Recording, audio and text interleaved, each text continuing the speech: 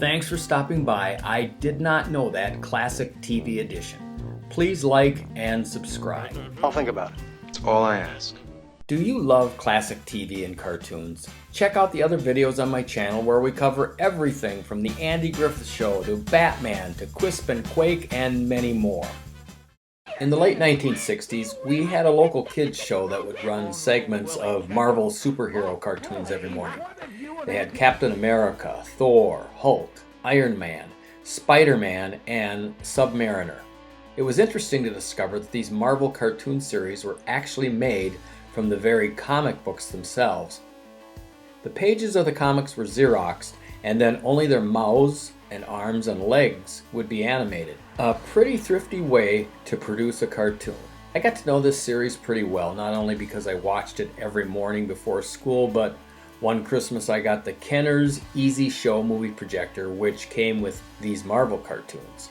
It's interesting to note that every one of the cartoons in this 1967 series went on to huge successes when they were made into films, with the exception of Submariner.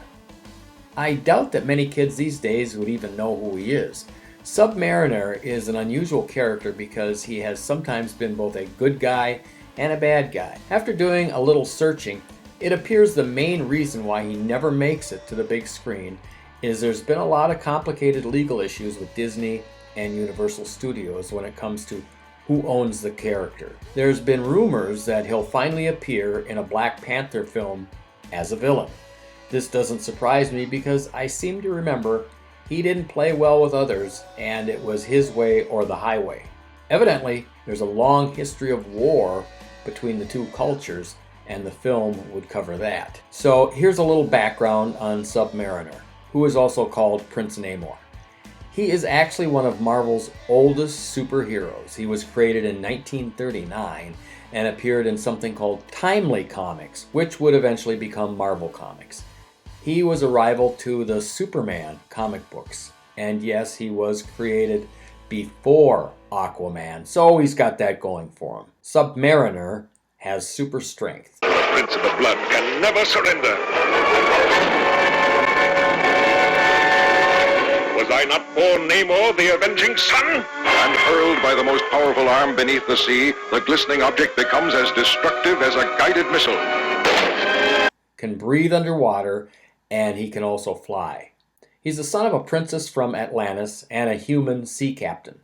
This episode here kind of goes over his background. Reaching the oracle, she climbed aboard the silent ship. The beautiful princess looked deep into the eyes of the young captain, and both fell hopelessly in love. And so, the two races, separated for countless ages, were united once more. Until death do us part. Captain, we're being attacked!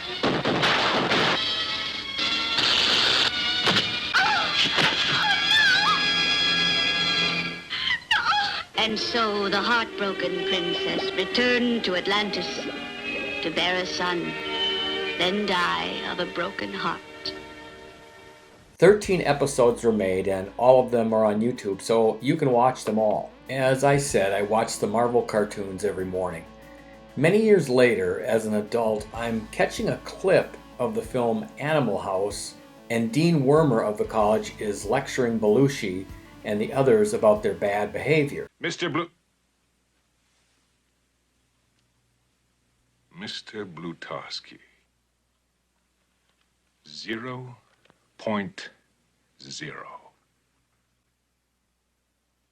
I'm thinking, where have I heard this guy's voice before? Then it hits me. He narrated a lot of these Marvel cartoons, and he was also the voice of Submariner, Tony Stark, and more. His name is John Vernon, and he was in many, many films over the years, often portraying a villain, an authority figure, or probably even more often, a corrupt authority figure. One last thing. I was fascinated as a kid by the uncanny resemblance between Submariner and Spock. I was glad to learn when this whole internet thing started that I was not the only one. Since Leonard Nimoy was only 8 years old when Submariner appeared in a comic book, we know it's impossible for Nimoy as Spock to be the model for Submariner. But it's interesting to note that Gene Roddenberry, the creator of Star Trek, was a teen when Submariner was first published, and it was a very popular comic at the time. So who knows? Was he influenced by the comic book character when creating Spock? There isn't any proof, one way or the other, and most likely we'll never know. But I also just learned that Marvel Comics noticed the strong resemblance between the two, and in the 1960s did a spoof comic where a Submariner type character ties up an actor on a TV show called Star Trek and fills in as Mr. Spook to earn extra money. I may just have to hunt that comic book down. Unnoticed amid the confusion, Professor Ray Palmer activates a secret belt switch and in a flash is reduced to the tiny power-packed form of the Atom. We'll next look at another superhero called the Atom. I did not remember him, and I always enjoy it when viewers suggest an idea for a program.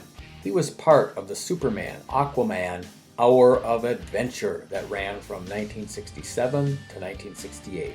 The Atom rotated with other superheroes like the Flash, the Green Lantern, Hawkman, and Superboy, so it was a crowded hour and only 3 total episodes of the Atom were made.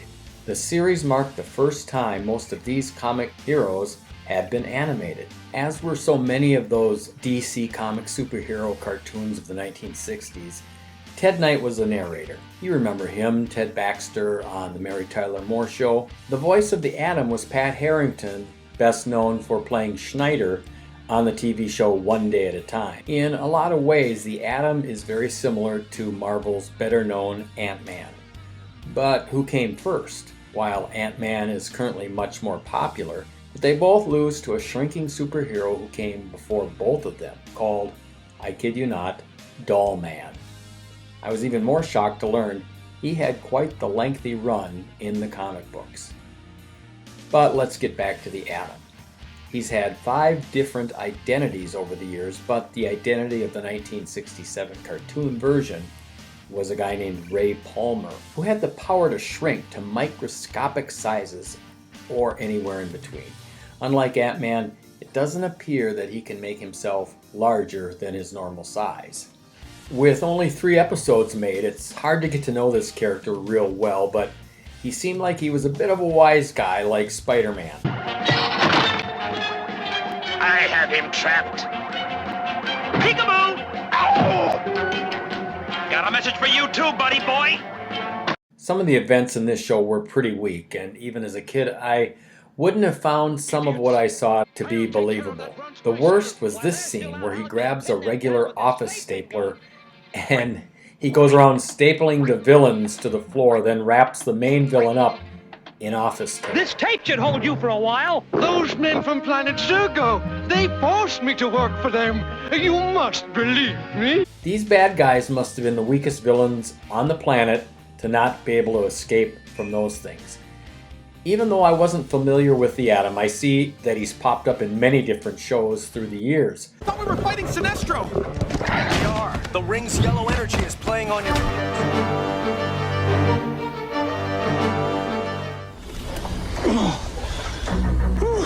The Atom lives. I wonder if there's any plans to add him to any upcoming films. Like Ant-Man, he has a lot of potential. I have the feeling Doll Man might never make it.